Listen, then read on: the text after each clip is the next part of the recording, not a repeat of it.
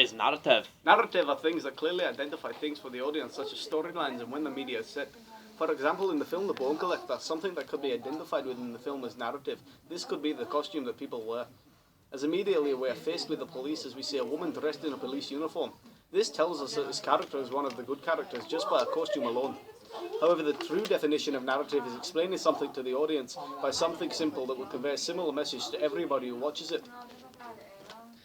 Why is it important, lad? Narrative is important because it shows the audience things that might not be clear without it for film. For example, in a child's film like Snow White, children wouldn't know when the story is set, but this film has the words, once there lived. These words introduce the film in the way that the audience know that this happened a long time ago from the word once. Also, we get the sense that this is fictional because we don't use this type of language to describe real people in their past experiences. What is the binary oppositions theory?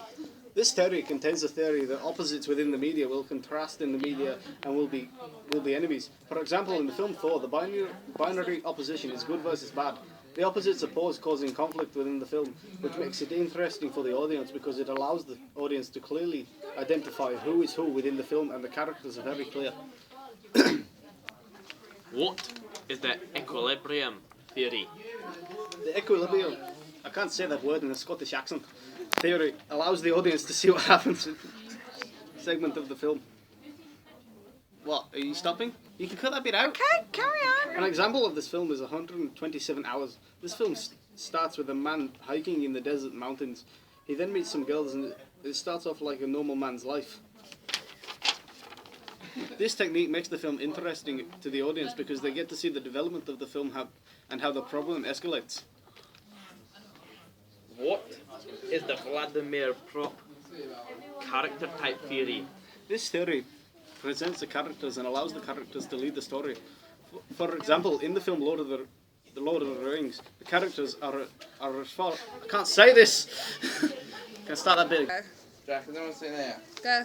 Kieran! Stop it, no, get out with them. Me. You lads! Okay, do it now. What is the Vladimir Prop character type theory? This theory presents the characters and allows the characters to lead the story. For example, in the film Lord of the Rings, the characters are as followed. Hero, Frodo Baggins.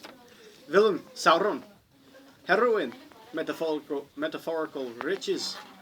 Father, Gandalf. Helper, Sam. Donor, Gandalf. Mentor, Gandalf. There's a lot of this man in the film. This allows the audience to see the plot of the film within the characters as they allow action to happen, and without it you wouldn't have the film. Pretty much. This makes the film interesting because it allows the film to have action in it, such as conflict, to portray emotions such as hatred between characters. What would your film be?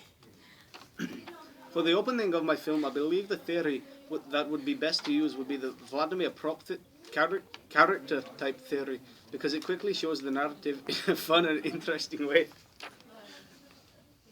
Well, that'll be it, guys.